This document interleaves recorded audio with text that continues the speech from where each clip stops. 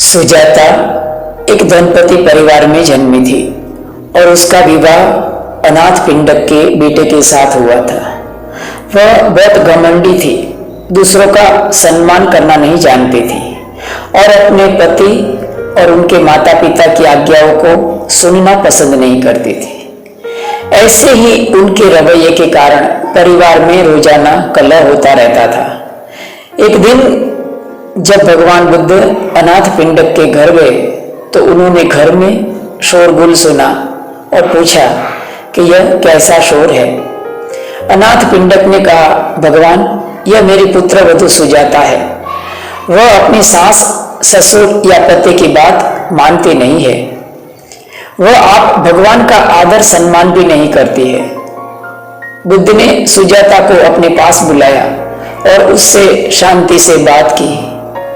भगवान ने कहा, पत्नियों के 7 प्रकार होते हैं सुजाता, तुम उनमें से किस प्रकार की हो यह तय करना।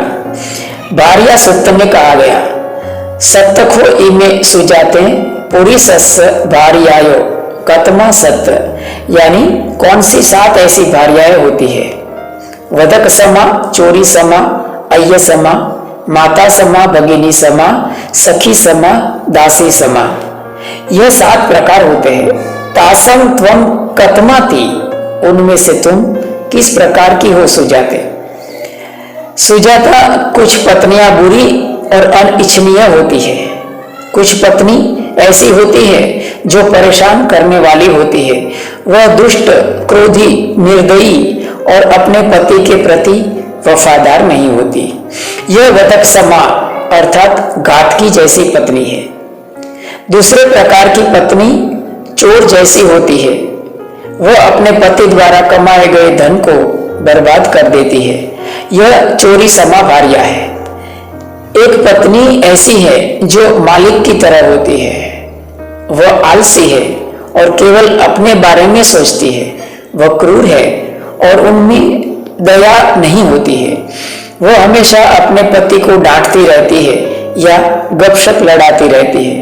यह आयासम भार्या अर्थात मालकिन जैसी पत्नी है।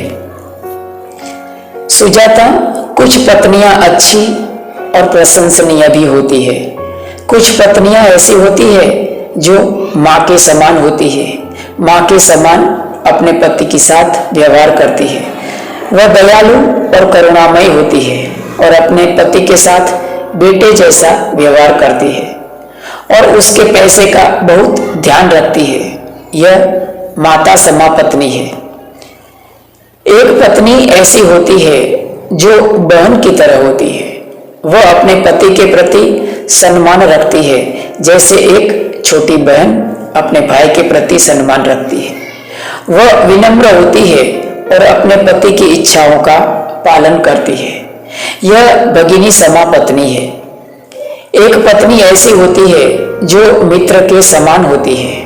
वह अपने पति को देखकर प्रसन्न होती है, ठीक ऐसे ही जैसे कोई मित्र अपने मित्र को बहुत दिनों से देखता नहीं है और फिर वो मिलता है तो वो किस तरह से उसके साथ मित्रता से पेश आता है।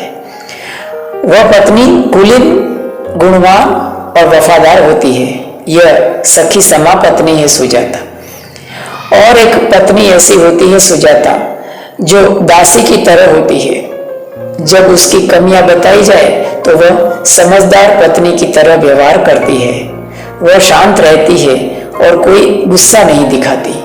हालांकि उसका पति कुछ कठोर शब्द का इस्तेमाल करता भी है तो भी वह अपने पति की इच्छाओं का पालन करती है। यह दासी समा पत्नी है। भगवान ने पूछा कि सुजाता, तुम इनमें से किस प्रकार की पत्नी हो और तुम कैसी बनना चाहती हो।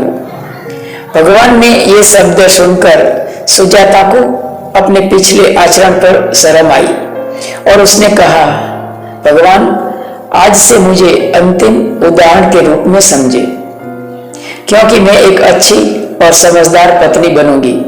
उसने अपना व्यवहार बदल दिया और अपने पति की सहायक बन गई और साथ मिलकर उन्होंने धम्म की दिशा में काम करना आरंभ किया। सबका मंगल हो, सबका मंगल हो, सबका साथ हो।